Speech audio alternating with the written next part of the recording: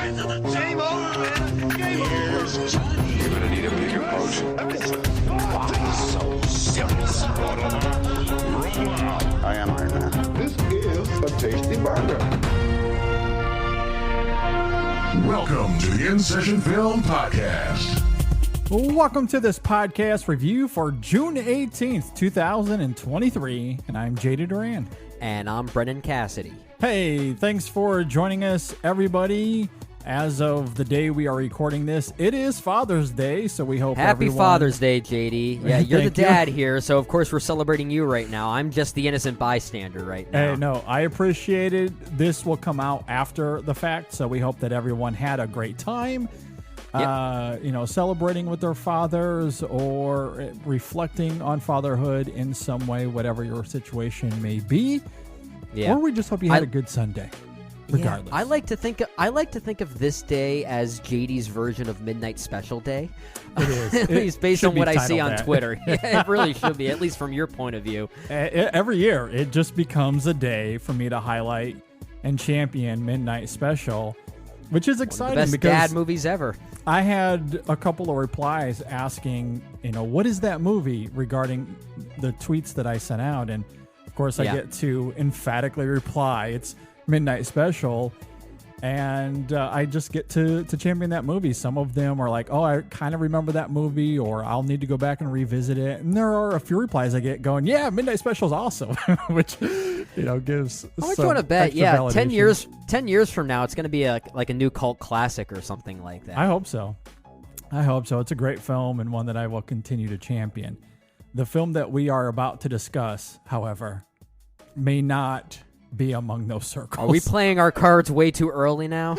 Hey, look, I will say this. It has a father in it, and he may or may not be It's innocent. really more Who knows? mom-oriented when you think about it. It is but, more of a mom movie than a yeah, dad it movie. kind of is. It's a parent movie, right? It's a parent movie. It's a family film. It's a family film. Yes. Whether you want to take your family to see it is what we might talk about, but Yeah. it does involve family. It does involve parenting in some way, I guess. It does, absolutely. We are, of course, referring to The Flash. I'm not exactly sure how we are to label this film. It is part of the DCEU, the old canon. Is that how we are going to refer to it as? I mean, at this point now, it's like, okay, it's based on a DC comic. That's basically all I kind of target these movies as now. Yeah, I mean, so I don't know. It is interesting, and I feel like we've talked about this a few times in the past where, we just actually talked about this with James Cameron in Avatar, where this film was announced in 2014. 2014. Yeah. They said, hey, we're going to do a Flash movie. It is the year of our Lord 2023, 9 years later, and this film finally comes out. And how many directors were tied to this? Oh, I don't even want to We know. probably should have done some research to talk about the production history that this movie has had, because I think that could be a trilogy in its own right. Yeah, I mean, it certainly had, I would venture a guess to say, at least multiple directorial changes. Obviously, COVID had a big impact on it as well. And just the overall carnage that was happening over at DC from like 2015 till 2 years ago. It's been disarray. This movie caught itself in such an unfortunate reality because it had this premise really kind of basing itself off of the Flashpoint storyline. And if this movie were to come out not too long after it was first announced, this could have been a pretty significant superhero movie in the whole landscape of multiverse superhero movies, right? Yeah. But, I mean, given the history that it had, it allowed Marvel to really catch up and play the game first. And sadly, it doesn't really do this movie any favors when you think about it. I agree. Here's some info for you, Brendan. Are you ready for this? Yeah, I am. So Warner Brothers originally hired David S. Goyer to write and direct and produce this film. Now this, I will say, I think that might even predate the DCEU as we know it to be now. But he was originally attached. And then at some point, George Miller had signed on to Oh my direct. gosh. And I was This yeah. is starting to come back to me. I think I remember some of this now. Yeah. And then, of course, all of the chaos later, we get to what it is now with Andy Muschietti directing this movie, starring Ezra Miller, Yeah. as well as Michael Keaton. Michael Shannon has an appearance in this film. And my God, if nothing else, The Flash has produced some of our new favorite interview clips with the one and only Michael Shannon. His attempt to talk about this Does he even remember being in this movie? I don't think so. I don't think so at all. But my God, some of those clips and interview quotes of him in interviews talking about this movie is quite glorious. God love Michael Shannon. This movie is officially a masterpiece just because it exists to allow those interviews to happen. Yeah, we must protect him at all costs. Yeah. It stars a bunch of others: Kirstie Clemens, Sasha Cal, Ron Livingston, among a bunch of others that come and go throughout the film. This is The Flash. I think we know what we're getting into with this film. We've all seen the trailers. Mm-hmm. We know the story of The Flash. And I think it's fair to say that this is going to end up being some sort of course correction with James Gunn now heading the DCEU. They've made that very public. We won't necessarily get into details right now. Maybe we can get into some spoilers at the end of all of this. Maybe. If need be. I don't know if I could see this movie as that course correction they're talking about. If it is, it's not there yet. I will say, I do think they very pragmatically have that course correction. Yeah. Which we can get into. Now, for better or worse, is up for debate. But it is there. Yeah, it is technically there. So let's talk about the film, Brendan. What did you think about The Flash? Also known as the film that David Zaslav says is the greatest superhero movie ever made. Is that what he said about it when it premiered? It wasn't just him. I feel like there was a lot of people saying that. And I don't want to discredit people for really enjoying this movie. I really don't. I'm glad that there are some people out there who are finding a lot of things that are charming about this movie. And I will give the film this.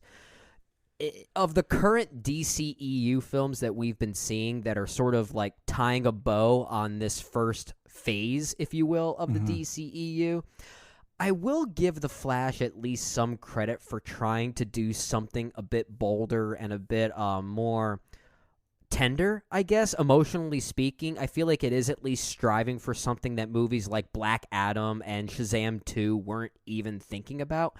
So I guess for that reason, I'll say this very politely when I say I did not like this movie at all. I respect what it's going for, but I don't know. I think this is a movie that completely collapses on itself for many reasons. One of them being just visually speaking. We'll talk a lot about the film visually, and even Andy Muschietti, the director here, has talked about the film's CGI and how purposefully wonky they're supposed to look, but that's not the problem. The problem is that it just looks bland and dull. It's really more of a editing and coloring thing that's the biggest problem here as to why it looks the way it does. There's this big major confusion that I think the film has for trying to be inventive when it's really just extremely aerobatic, and there's really a major difference there if you ask me. Like that does not equal inventiveness. And we'll talk a lot about some of the action sequences and how I think they fall into those trappings, but the biggest problem I think the film has is trying to commit to something emotional with regard to how we feel about our past trauma and how they shape us and how we sometimes can't change that. But for a film to really find such a relishing in that past and using it for strictly fan service, I think completely contradicts what its message ultimately is. And that's a major problem. I think the film just doesn't commit to what I think it's trying to go for, even though I do respect what it's going for. So it did not work for me. And I think another problem I have is it kind of falls into the whole kind of the minion syndrome, as I call it. There are certain characters that I think fit better in the realm of like supporting player as opposed to lead player. And I think this version of the Flash, played by Ezra Miller, is one of those. I just don't know if I see this iteration of Barry Allen as a lead, given Ezra Miller's performance. I don't think they're technically bad in the movie, but I don't know if it's a lead character, if that makes sense. Sure. I kind of felt that here too. The movie's just, from an editing standpoint, it's kind of a disaster, if you ask me.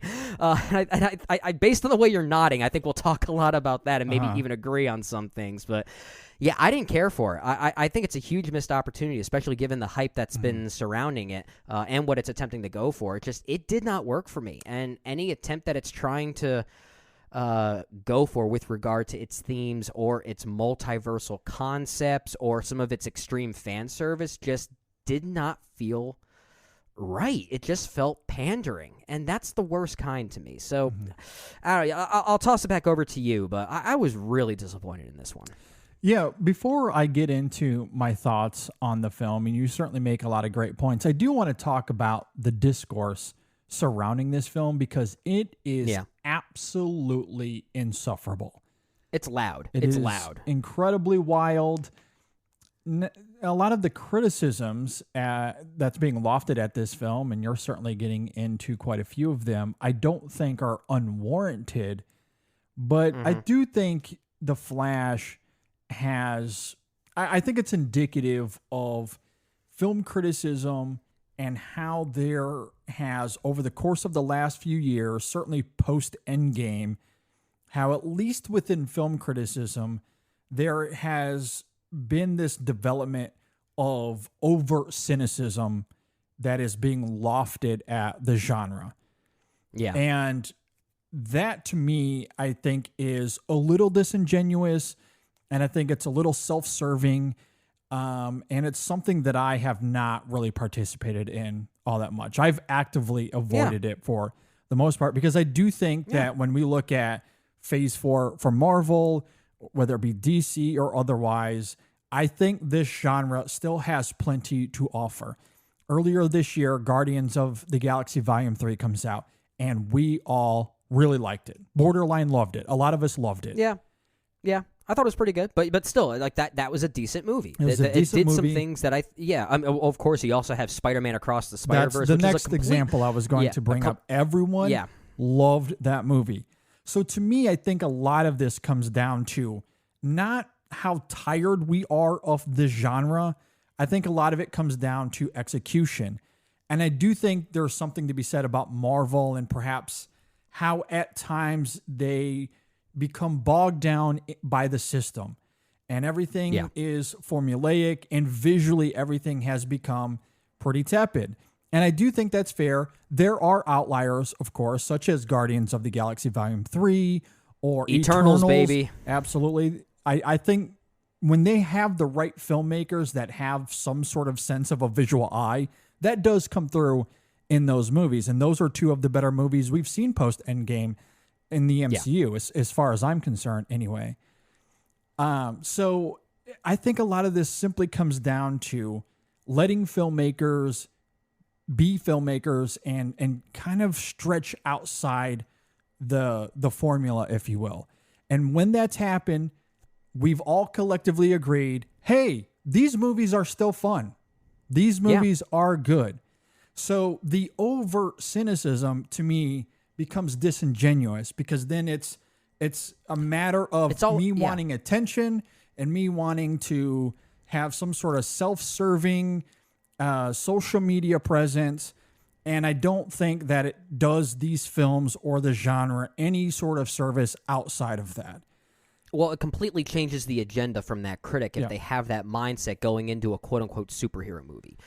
Because then they're basing their criticism on the what and solely the what. And that's kind of a problem. I agree. And then the other part of that is the extremes. This is one of the worst movies I have ever seen. This is the greatest animated film of all time. And look, maybe that's true for Into the... I love how you had to back up from your microphone for that, just for emphasis. And look, the Spider-Verse movies are great, and maybe that's true. There's a discussion to be had there. My point in saying that is that the extremes lack nuance, and again feeds into the disingenuous nature of the discourse. The nuance is more interesting. I that's what's agree. more interesting, because sometimes movies, one single movie it can sometimes be both of those extremes all at once, depending on what qualities you're talking about, right? And sadly, that doesn't get discussed as much. I agree. And I say all of that to say, I wanted to bring that up because, one, it's insufferable. And that's where I find these films tiring. It's not the movies themselves. It is often the discourse. It's like sports. Sometimes the fans are the ones that make you want to hate a certain team. Absolutely. And so I wanted to say all of that to say, I walked into The Flash with an open mind. I was not cynical toward this movie. I was open to what it wanted to give me. And even coming out of it, I did not want to just attack this movie with brazen cynicism because I think there's no value in that. No, I agree. Now, that said, is The Flash the worst superhero movie of all time? I don't know. In fact, that's not a question that I find all that interesting. Is it good? No. I'm with you, Brendan. I don't think this is a good movie. I don't think it's good, and we can talk about that. And you certainly laid out a lot of the same problems I have with the film. Narratively, it's extremely disjointed. It's often pandering. Visually, it is insipid, incredibly hollow in many regards. And Ezra Miller, I think, can be a good actor. I don't love their performance here. Both iterations I'm of them. Perhaps the secondary iteration of Barry Allen is a little interesting here because the character is a little innocent. He's coming into all of this completely blind and uncertain. Yes. And I agree. There's a fascinating evolution with the character that makes that performance, I think, certainly more compelling and trickier to pull off. And I think they do a decent enough job of making that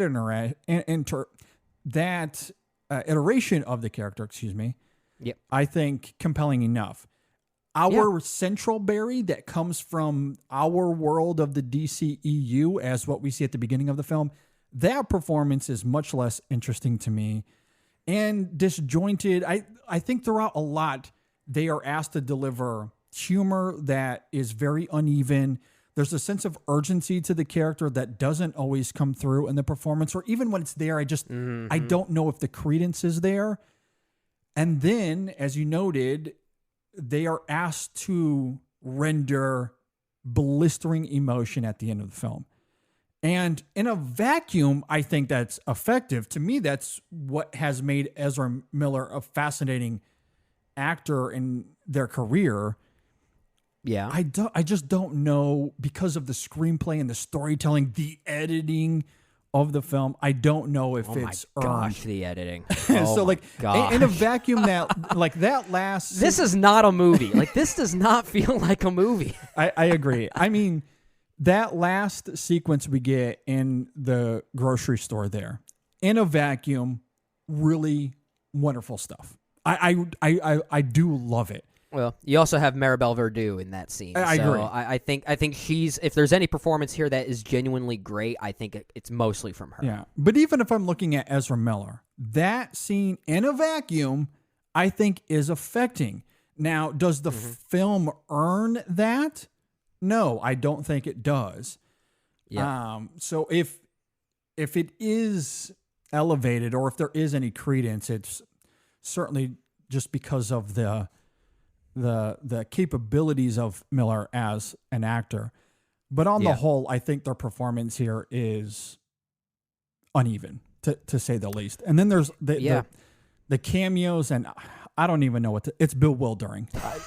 It is absolutely puzzling. Kind of distasteful, given who they choose, I'll simply say. Yeah, certainly distasteful. Now, I think Keaton is a lot of fun. In fact, honestly, I think The Flash is the best when it's a Batman movie.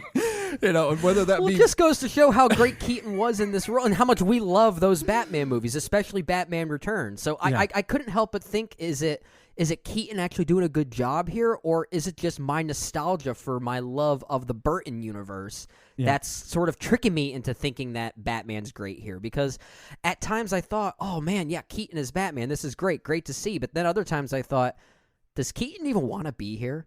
it kind of straddles the line a little bit for me. Well, where I find Keaton compelling is when we're first introduced to him, there's a goofiness to it that I think is very playful and funny. And I do think he taps into that in a really great way. And then even when he commits to helping out Barry Allen, there's an action scene of sorts that, while visually it's certainly pandering a little bit, but I think Keaton does a great job of embodying the character enough that there is fun to be had there. And then given how the character crystallizes, it's almost a little bit of that Harrison Ford Force Awakens thing where it's like, I'm just ready to wipe my hands of this. And I think because of that idea, he does deliver, I think, an interesting performance. So when the film is emphasizing Batman, I do think that it's actually somewhat compelling. And even going back to that opening sequence of the film when we get the Ben Affleck version of the character, I think he's the best part of that sequence. So, which, to be fair, I didn't care for that sequence all that much from an action standpoint. Same, again, this is where I think the film confuses aerobatics for inventiveness, because there's a moment that involves Barry Allen saving, I'll just say, a bunch of infants, which on paper that is not that's a fairly interesting and inventive idea, but in execution it's like this movie doesn't know what to do with that. I agree. And to your point, not only is it lacking there's certainly a sleight of hand in the sense that the film thinks it's doing something interesting there, but it is quite antithetical to that. And not only are the visuals drab and absolutely horrendous, to me, I want to know why, how did the film get to this point? We've talked about how this film went through production hell. So yes, they've had 9 years to make this movie. I don't think they've been actively working on this film for 9 years, though. To me, it felt like, okay, we shot the main scenes. You have 2 months to finish the visuals.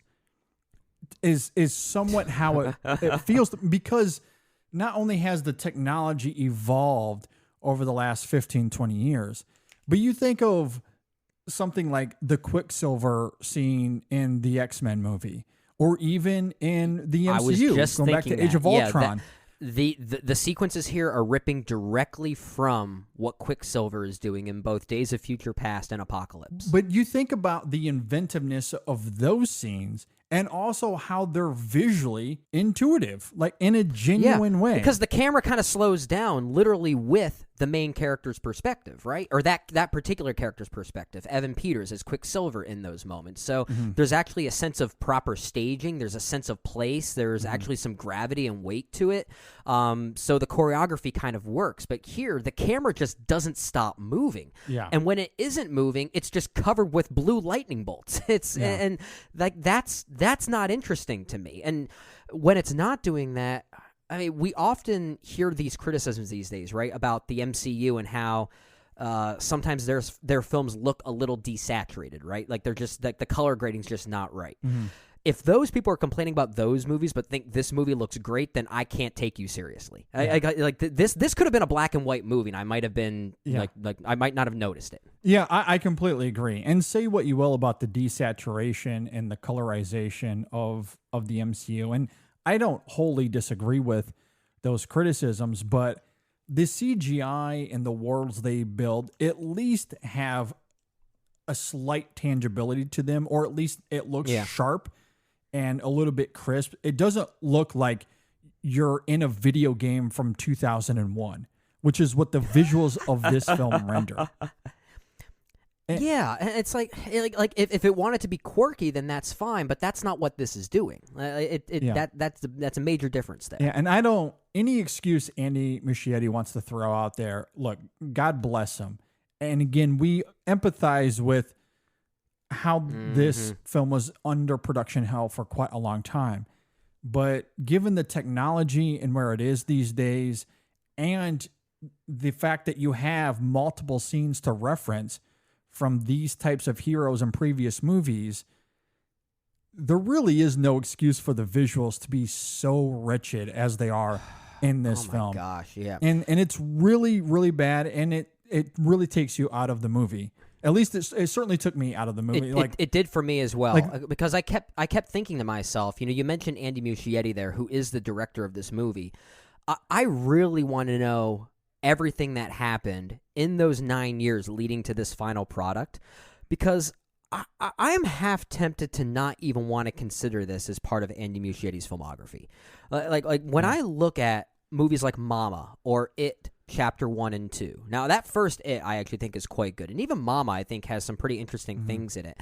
And whether you like those movies or not is kind of beside the point. But when I look at the style of those movies and what directorial choices that Andy Muschietti was making there, I sense none of them here. I don't sense any of them. And even in some of these other DCEU movies that I didn't care for, such as, let's say, Shazam 2, okay? I could still sense some of what David Sandberg has done in some of his previous films. Very little, but I could still sense a few moments in there that would have come from his eye. But I don't really sense any of Muschietti in this movie. Yeah. And it kind of makes me wonder, like, did he really direct anything, or was he just overseeing a broken product to get to the release date?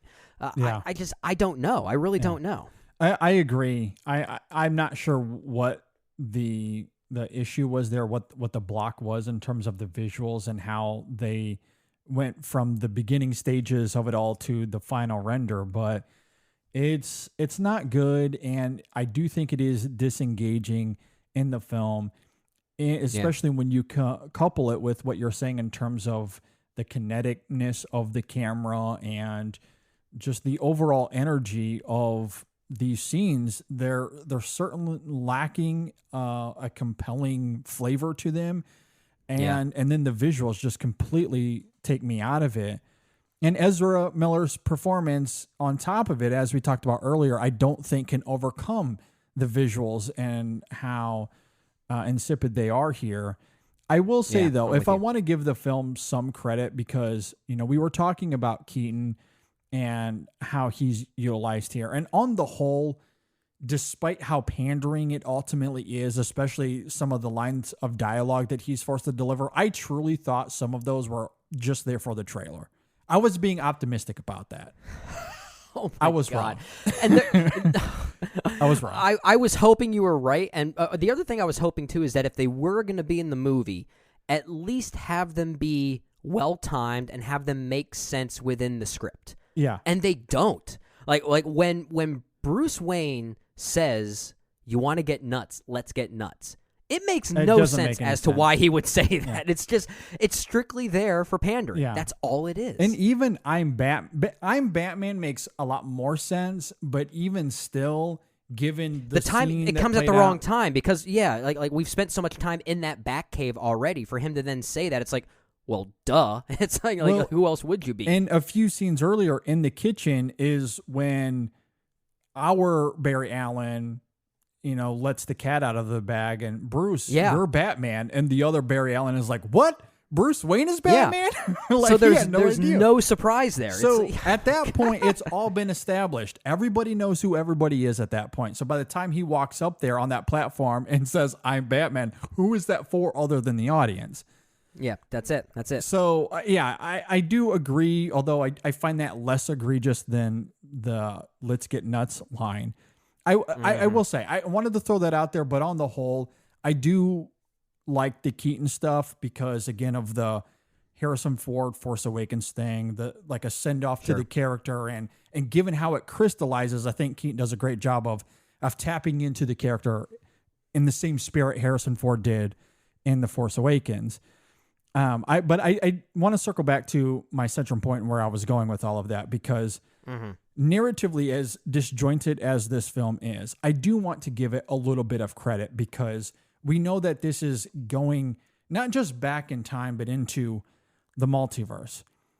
However, it takes a long time to get there, and I kind of appreciate what it was trying to do, in the sense that Barry Allen goes back in time and his motives are affable. Maybe a little ignorant, perhaps a little childish, but he's driven by grief, and it's understandable he would make those choices. He then runs into himself, and chaos ensues. Yeah. However, whatever universe he ended up in, we stay there for a long time. In fact, we don't really ever leave that universe until the final scene of the movie. So I kind of appreciate that while the marketing of the film and its central premise promises all of these cameos, as egregious as they are at times, but we knew that we were going to get a ton of other cameos. And I kind of love how the film almost subverts that idea a little bit, because almost because the plotting of this film really just comes down to Barry Allen found himself here. How he got here, maybe he doesn't fully know, but this is where he is. He sees Zod coming down to Earth and understands what the cost of that is, and decides that this world is worth saving. And so the plotting of the film simply revolves around that. Revolves around, let's find Bruce Wayne. Let's find Wonder Woman. Oh, she's not here. Let's find Aquaman. Oh, he's not here. Superman, let's go find him. They go off to do that. It's not Superman. It turns out that it's Superwoman. Supergirl? Supergirl. Yeah, Supergirl, I think is how she's officially dubbed. Supergirl, and so now we have to go battle Zod. And even in that battle, it's pretty self-contained. And it's always going to play out the same way. So I kind of find it fascinating how it promises the multiverse, but somewhat contradicts that. Like almost in an interesting way, at least on paper. The idea I find compelling is, that we're not just... It's not Doctor Strange in his multiverse where we're very literally going to all of these different worlds. This is really just Barry going to one other world. And because of his actions at times, like worlds almost start to collide, and that's where things get chaotic and egregious. But it's a sliver of this film. Like all of that egregious criticism that people have, like, can you believe this? And can you believe that person's here? And look, I don't disagree with that necessarily, but it's like literally a minute and a half of this movie. So I kind of appreciate its self-contained ideas. Does that make sense? The execution isn't there, but it's at least it's a smaller bubble than you would think walking in.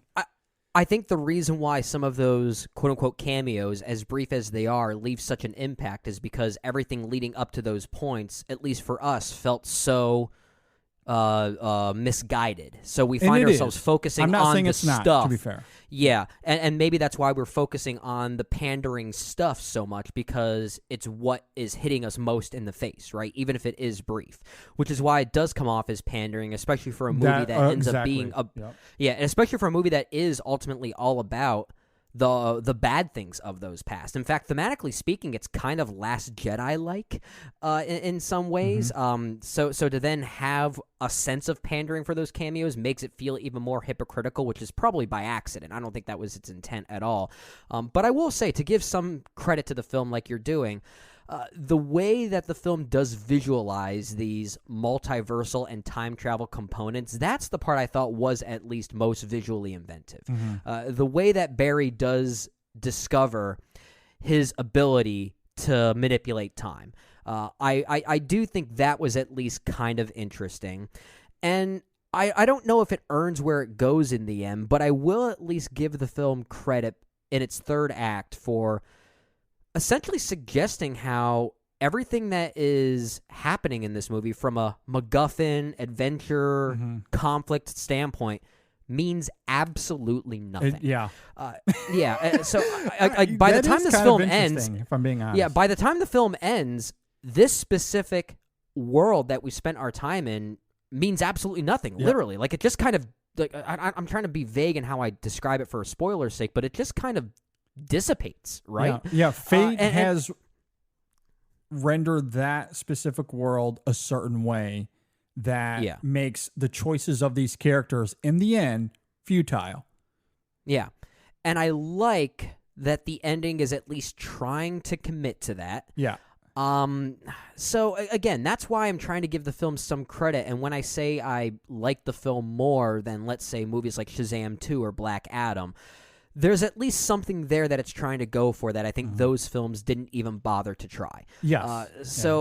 Now I don't think this film is really any more memorable than those other two in some ways, but I do think there are elements that it's trying to do that make me respect it more, and those are definitely examples of that. Yeah, no, I think that's very fair. And as I noted, I do appreciate what it's trying to do. It does not come close to succeeding, but I at least like the idea on paper. I can see what they were wanting to do. And that's why I wanted to reiterate at the very beginning of this conversation that so much of this simply comes down to quality, to execution. Yeah. We talked about Michael Shannon and him being in this movie, and does he even remember? I think what's all the more hilarious about that is how underutilized he is. But maybe that's part of the irony, right? Because Zod's purpose here is very specific, and it's somewhat limited that, honestly, it wouldn't have surprised me if Michael Shannon just said, just CGI me in so I don't have to be there. And I'm giving you permission to do that. It almost feels that way. And honestly, given the visual nature of this film, it makes sense. Just CGI me in. And maybe that's why he doesn't remember being there, because he wasn't. I don't know. I wonder if this was an AI performance. Maybe it was an AI. Look, I'm obviously joking there. Don't come at me in the comments. But it certainly, is a little interesting in that regard, that it's so self-contained and very specific, but so underutilized. Like all of these characters are underutilized. And if that is going to be the case, it begs the question is like, how does that serve Barry Allen's characterization here? I don't think any of it does. And to me, that's where it becomes pandering at that point. Yep. We'll get to this in another review. I saw another film earlier this week. It's called Indiana Jones and the Dial of Destiny. Anyway, we'll get to it later on. But there are cameos in that film that are so purposeful to amplifying the central character and his purpose in that movie. And there are certainly other examples that we could talk about.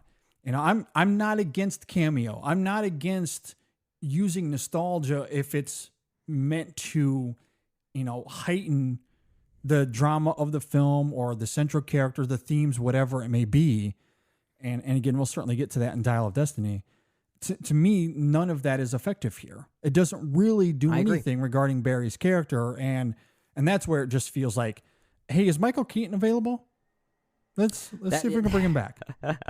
That was it almost felt like a blatant distraction for everything that wasn't working with the movie already. And you're right. There is a lot of underutilization happening here, and it's not just with Michael Shannon, but poor Sasha Calle as Supergirl, because when she's on screen, there's at least a potential for a compelling presence there. Yeah, she's awesome. I do love her. But she's barely in the movie enough to even warrant awesomeness. She's kind of forgotten about. And I get that there is maybe a purpose to that when we get to the climax here, but when she's on screen, she's barely even allowed to become a character. She's just a thing. Well, and it's interesting, given the premise of the film, or at least the setup of her character, you think about how that's established, how she intersects with Barry and Bruce Wayne. Okay, Mm-hmm. there's that element of the film. It's really not that much later. There's a couple of scenes. There's one major scene where she's at, Wayne Manor having a conversation with one of the Barrys on the rooftop. Aside from that, the rest of her character is that final battle. And again, I don't want to give it away for spoilers, but there's... But she barely even talks. It's a lot of just like punching and hitting and flying around really quickly. Well, and also you think about like how her arc ends in this film, and it continuously ends the same way, where it's like, what's the point here? At least you know what I mean? Like from where I'm trying to dance around spoilers here, but from where she's contained early on to let's have one moment where she's on a rooftop talking about Kal-El and where she comes from, and then it's her against Zod. Let's see how this goes. 4 or 5 different, like, it just feels like there's nothing for her to do here. And again, I would be okay with that if it served Barry, and if others think that she does, then great. I'm glad you find it that way. I'd love to hear those points of view as to maybe the thematic connectivity of Supergirl and Barry and how that all intersects, because it's something I didn't get. I didn't find it either. Now, if someone has a very sound and valid reason as to why she does, I would love to hear those thoughts, because it's just something I didn't sense. Yeah. Again, I think her and Keaton, their primary role here is to go to that final battle and experience what they do over and over and over again, because ultimately it has to come to this idea of fate. Yeah. And how unstoppable that is. And in a microcosm, I can see that connective tissue. I just don't see it there in execution. That's really my issue with it all. So. I'm with you. It's strictly an execution thing. And it's unfortunate. It really is. Before we get out of here, get to final thoughts, do you want to talk a little spoilers? I want to talk a few spoilers here. Let's be quick about it. We can at least acknowledge who we actually see at the end, or I should say, who was digitally imposed at the end of this movie. There's the worlds colliding moment, which we'll talk about, and I also want to talk about that final scene. So, and also there's a cameo in the opening scene that, like, what's the point? Did really take me by surprise. But also, like, is it necessary? Like, she's in the neighborhood. Oh, I gave it away. Okay. Well, I mean, Shazam 2 gave it away, so I guess this film has to have her now. They're really doing everything they can to just tie this whole Justice League up and, wrap a bow on it and say, this iteration's done. We're moving on. We're wrapping a lasso on it. A lasso of truth. And the truth is, I'm not buying it. Exactly. All right. From here on out, spoilers for The Flash. I assume most of you watching, listening have seen the film. But just in case you haven't, spoilers for the rest of this conversation. So I guess let's first talk about the worlds colliding sequence, because this is where we get so many of those egregious cameos, which visually speaking, it's very muddled, as the rest of this movie is. But aside from its murkiness, what did you think of all of that, Brendan? It didn't work for me, and I think a lot of it is an execution thing. I think it goes back to something that we said earlier, or at least I was acknowledging, that while these moments are brief, everything leading up to it feels so misguided that we just can't help but feel like these worlds colliding are like a hammer hitting us with this fan service. So it's just all that we latch onto. So when we see a digitally imposed Nicolas Cage as Superman, which I like the idea of him being here, given the meta quality of that, but I just wish they really would have gotten Nicolas Cage. I'm so glad you brought that up, Brendan, because I joked earlier about Michael Shannon and him just suggesting just CGI me into this. They actually did do that. Yeah, they did. They did, but they didn't just do that with him. They also did that with a few dead actors who have played Superman before. It's like, You could have just asked Brandon Routh to do it, and I would have been satisfied. But you have to get a digitally imposed Christopher Reeve back, and George Reeves as well. Yeah, so, George Reeves. And then you also have Helen Slater as the who played Supergirl in the early '80s, I think it was. And as far as I know, like, they're credited in the film, but did they actually act in the movie? Like, I don't know if they actually appear, but what we see visually suggests that they didn't. So it looks even worse than what we complained about with the return of Tarkin in Rogue One. It looks way worse than that. They didn't work for me because it felt like it reeked of a desperate attempt to cover its tracks. Even despite thematically speaking, it's going for something that I think is potentially interesting, but it doesn't feel like it cares about that, and that's the major problem for me. Yeah, I think my biggest issue, aside from the ethical argument, and I do think the criticisms lofted at this film in that specific regard are more than warranted when you talk about Christopher Reeve and Helen Slater, as you're talking about, or George Reeves. And if you know the story of George Reeves and how that relates to Superman, it is all the more harrowing. If he was alive, he would not have approved of this. Absolutely would not have approved of this. Superman ultimately cost him his life. There's a lot of controversy surrounding his death, but it is more than well known that, the depression that came with him as a result of that, of being that character. He did not love being Superman at the end of his life. So I including him here is appalling. Nicholas, I mean, unless the attempt was meant to be a form of respect or a tribute, but it doesn't come off that way. This is where where I think, aside from the ethical argument, my main issue with this is, like, it doesn't, like, what we see visually. I guess we're in the spoilers. I don't have to really dance around it. So we have the Barrys fighting over, the fate of this battle that they're in. And we just have to let this world die. And one of them, the Barry that's from there, the innocent one we talked about earlier, he is fighting tooth and nails to save his world. Understandable. Yeah. Our Barry from the DCEU understands that there's nothing they can do. Like, fate has determined that this world has to suffer, it has to die.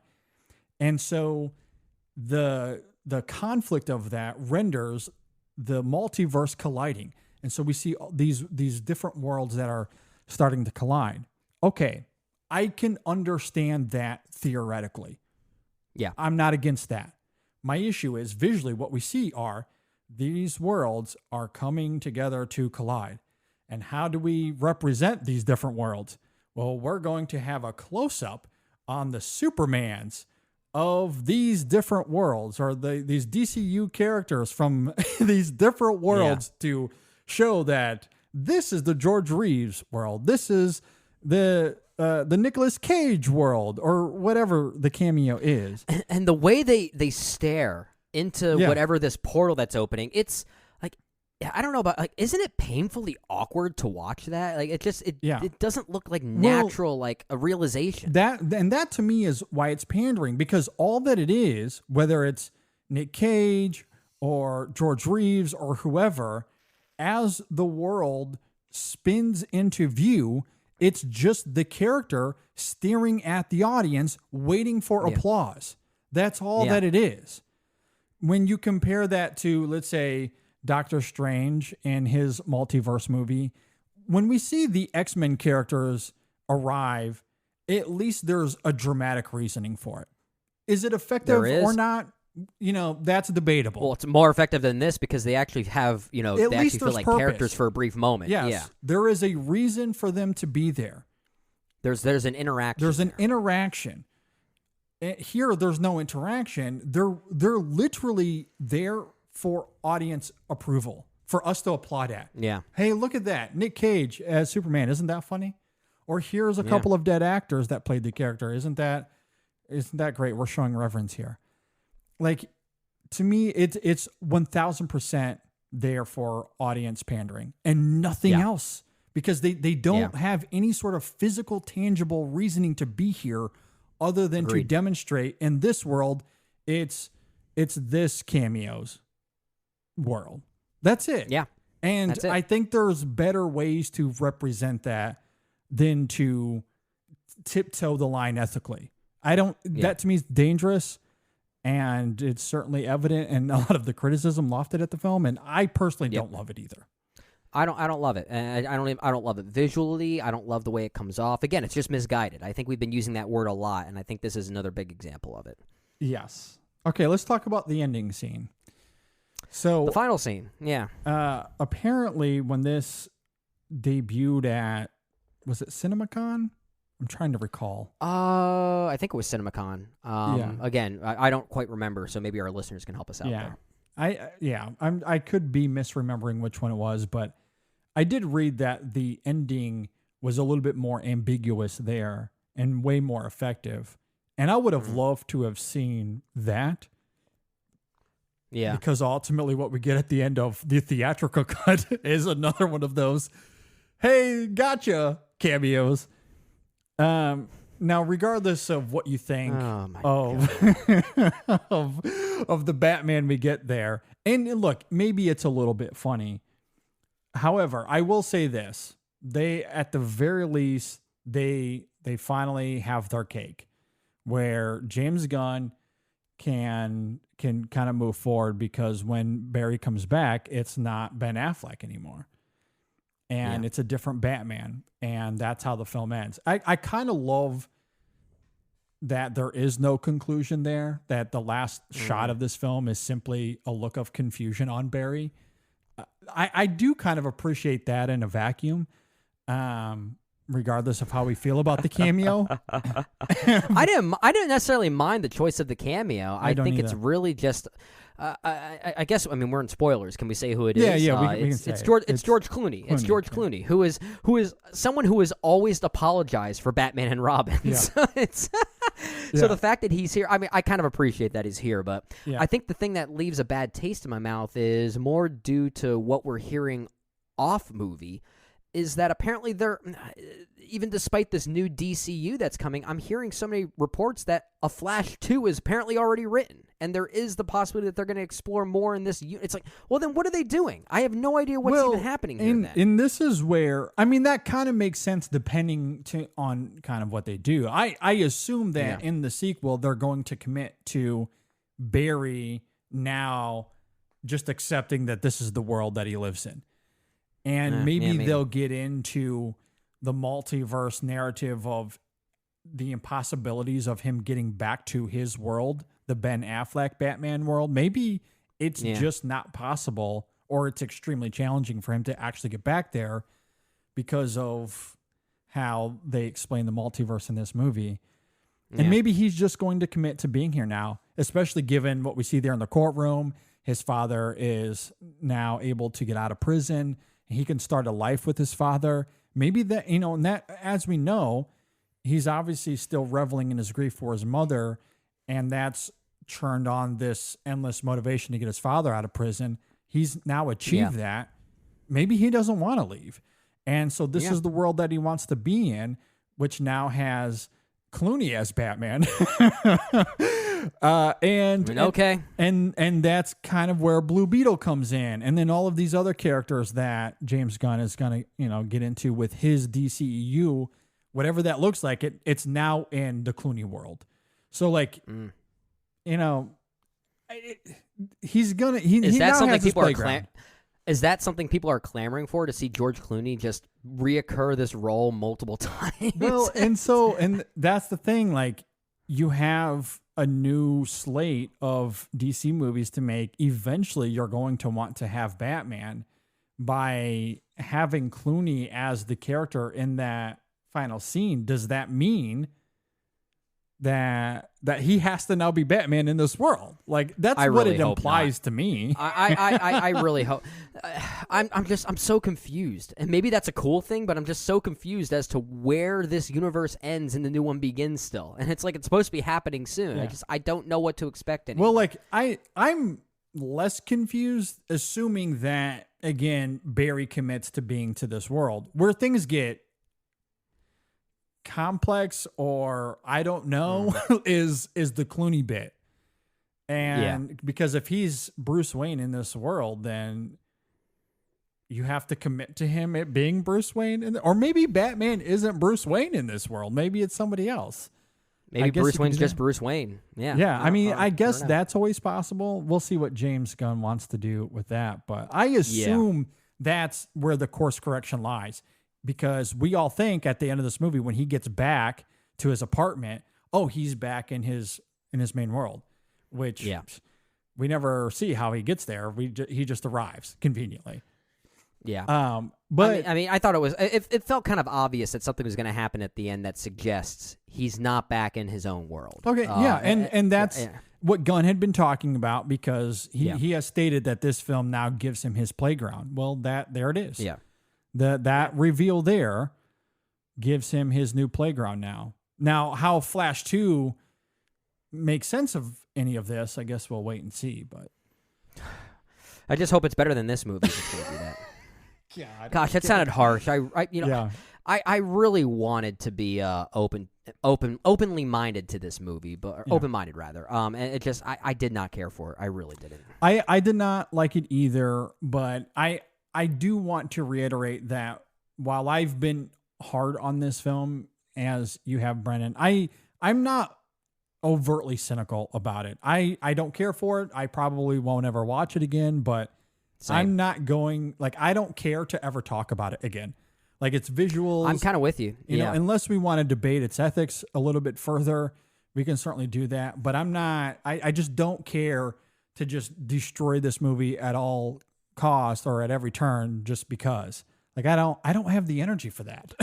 I don't know where people get the energy. It's not worth the time. It's not worth the time. I agree. At least for us, we have other things in our lives that we can focus on. And I do think that there are not many, but a few things here that are good, or that I at least appreciate, even if on the whole it's bad. It's no bueno. I'm with you. My memory of this movie came and went in a flash. Yeah, very well done. I think that's about. I think we can end the podcast there. You're welcome. It's Father's Day. I had to throw a dad joke in there, at least in some in some part. We have to. Okay, well, with that, we do have a written review of this up on the website at InSessionFilm.com.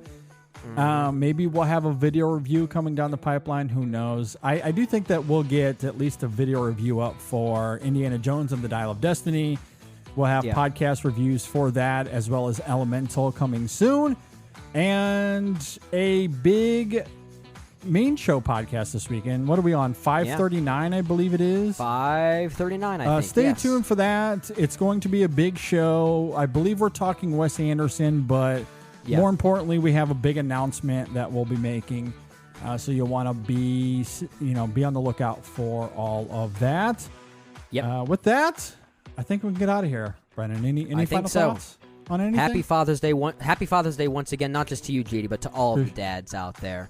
Hopefully they had a great time. I got to spend some time with my own dad, and it was a lot of fun. I was glad to do that. Yeah. I hope everyone had a great time being with their fathers, or just having a great Sunday, depending on your situation. Regardless, absolutely, whatever it is, I hope you had a great time, more of a great time than we did watching The Flash. Burn. I will say though, despite how not good this movie is, I am still anticipating whatever James Gunn has up his sleeve. I'm genuinely curious. I'm at curious. The very least. Yeah. I'm curious. I don't think that the DCEU, or whatever it's going to be called now, is hopeless. They at least have a central figure who can help guide things forward, and they did not have that before. Right. So that's not nothing. So regardless of what we think of James Gunn, and I am a little hit or miss with James Gunn. I don't love his Suicide Squad movie, funny enough. I'm with you. But Guardians 3 gave me a lot of hope.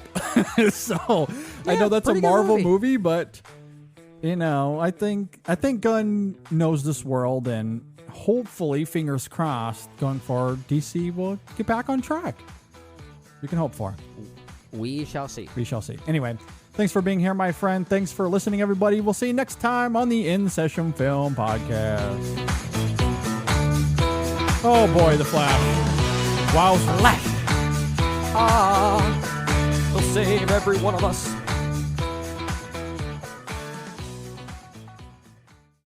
Hi, it's D Smooth here. Black History Month and Juneteenth are very important events to me because I believe in celebrating our culture and the many accomplishments of the Black community. Join me as we celebrate freedom through food and fellowship with Safeway, Saturday, June 17th. We're honoring Juneteenth at the Safeway store at 2845 Alabama Avenue Southeast with tastings from minority-owned businesses, live music, face painting for the kids, and more. Head over to @safeway.com/Black History for details.